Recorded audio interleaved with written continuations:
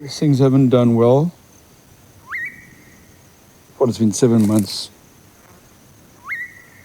Good morning and welcome. In this video, I'm going to show you 5 mistakes I made when I built my hugelkultur raised beds. I decided to go hugelkultur because from what I'd read in YouTube videos I'd watched, there was going to be the most economical way and the best way for your back. Growing food is one of the most powerful things you can do for yourself, especially in today's climate, or I suppose in any times. I spent about a week building what I thought was the perfect raised beds. Well, no, I knew they weren't perfect. And then I watched everything slowly die. If you're about to build raised beds for the first time, or even if you already have, please watch this video first. I made every mistake in the book unintentionally, so you don't have to.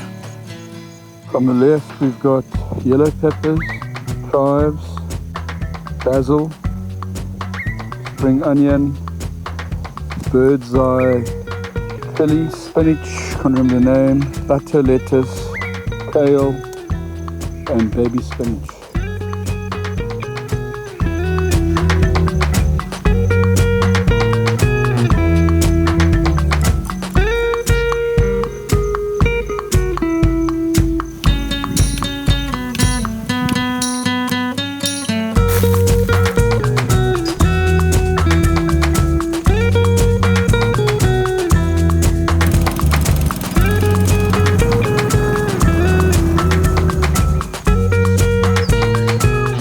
First mistake I made building these beds was using the wrong kind of materials.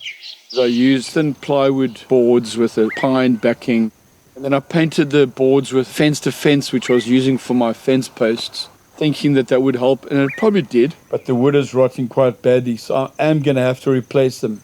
I knew it wasn't the right thing, but it's what I had, and my idea was rather make it and then deal with the consequences later, which is kind of probably wrong. I mean, many people wouldn't do that.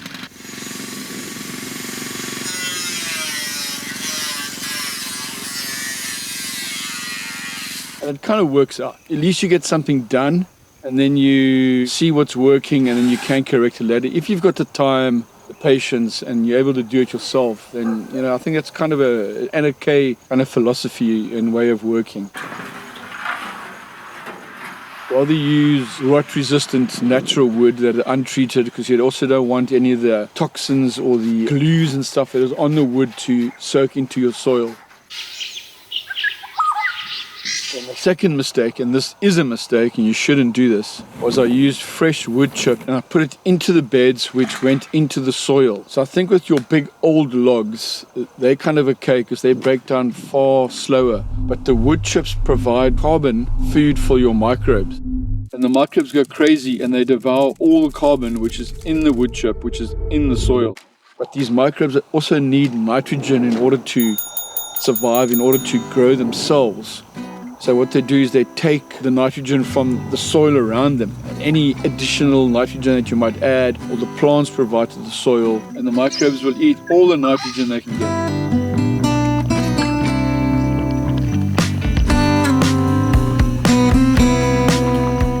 Oh, lovely insect. Where? What kind? You're not a baby mamba at all.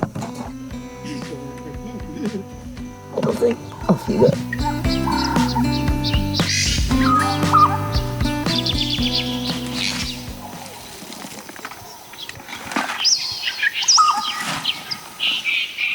Mistake number 3 was just to throw quite thick pieces of biochar into the soil.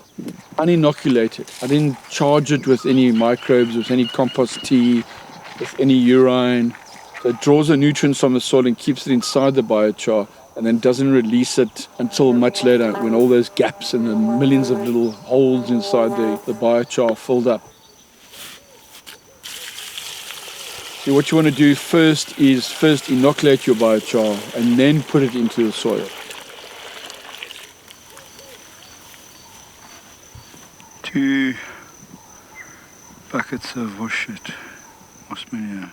Mistake number 4 was adding fresh manure, and I've done this before. My problem that I've learned that I've had is I don't do enough research. Yeah, so I'd read about how you can add manure to your compost and that'll help your plants grow, and that's 100% correct. But what you have to do is let that manure break down in the compost over time, and you've got to let all the pathogens die. Another mistake that I made was just adding fresh hot manure to the beds. And when I say the temperature is hot, it really means that there's ammonia in the manure, and the ammonia burns the roots of the seedlings, and that caused a lot of the seedlings to die. And that was another big problem. Rather let your manure compost completely and kill all the grass seed.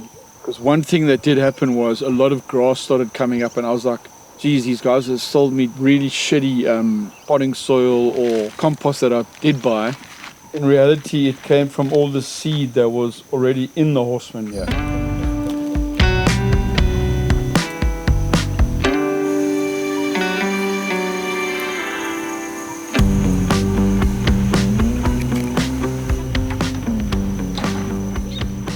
Fresh green grass is nitrogen, good if you want nitrogen. Old grass is now carbon. And this was my fifth mistake, because I filled the beds up with more carbon. Which, if you remember the microbe story again of them wanting to eat carbon but needing nitrogen, I was just giving them more carbon and not nitrogen.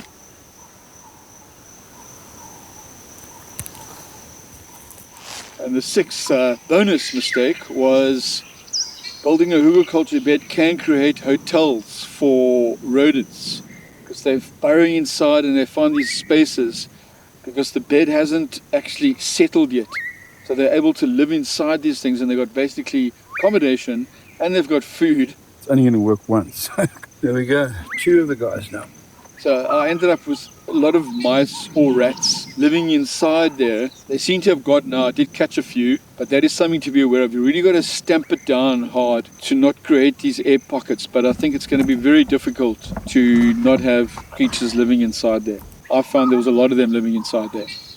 So those are 5 mistakes I made. I didn't really consider them, I mean, you can call them mistakes, but they were just learning lessons in living off grid and growing your own food. Comment down below if you think I've made any more mistakes or mistakes that you've made, if these mistakes resonate with you, and let's keep growing food and looking after ourselves.